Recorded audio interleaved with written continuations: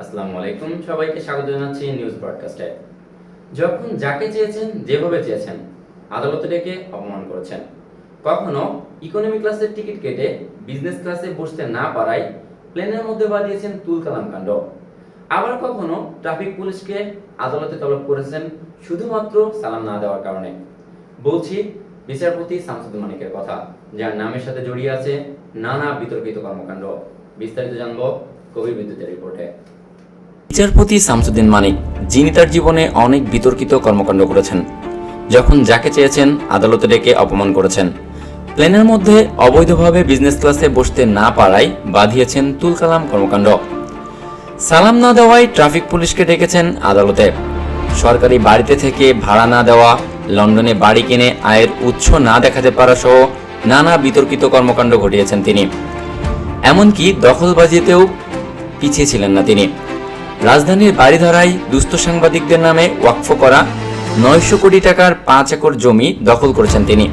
এরপর সেই জমি ডেভেলপার কোম্পানিকে দিয়ে গড়েছেন 7টি 8তলা ভবন। সর্বশেষ আন্দোলনের সময় একটি টক শোতে নারী উপস্থাপিকের সাথে অশোভন আচরণ করে আবারও বিতর্ক জন্ম দিয়েছেন। টক শোতে তিনি নারী উপস্থাপিকাকে রাজাকারের বাচ্চা বলেন, আবার সেই তিনি ছাত্রদের রাজাকারের বাচ্চা বলেছেন যারা মুক্তিযোদ্ধাদের কোটা বাতিল চেয়েছেন। একটু পিছনে ফিরে দেখা যাবে 2003 সালে আরও একটি বিতর্কিত ঘটনা, যেখানে তিনি ট্রাফিক পুলিশ কর্মকর্তাদের বিরুদ্ধে অভিযোগ দায়ের করেন শুধুমাত্র তাকে সালাম না দেওয়ার কারণে। সে সময় বাংলাদেশ পুলিশের মহাপরিদর্শক বলেছিলেন যে ট্রাফিক পুলিশ কাউকে সালাম বা অভিবাদন জানাতে বাধ্য নয়।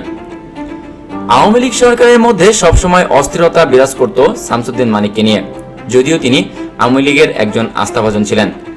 2012 সালে তিনি তৎকালীন সংসদের স্পিকার আব্দুল হামিদকে নিয়ে ব্যাপক সমালোচনা করেছিলেন আদালতে।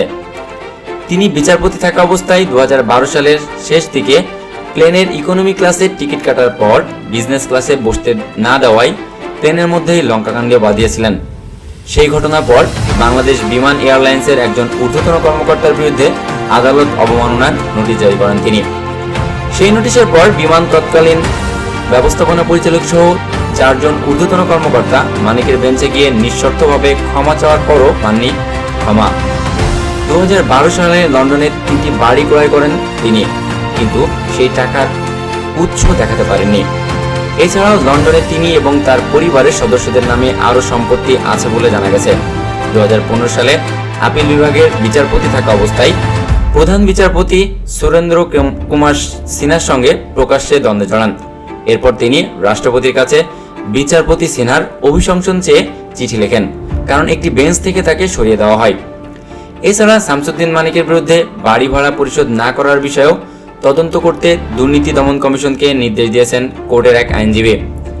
নোটিশে উল্লেখ করা হয়েছে, অবসরে যাওয়ার পর জোর করে 1 বছরও বেশি সময় ধরে একটি সরকারি বাসভবন দখল করে রেখেছিলেন বিচারপতি শামসুদ্দিন চৌধুরী মানিক।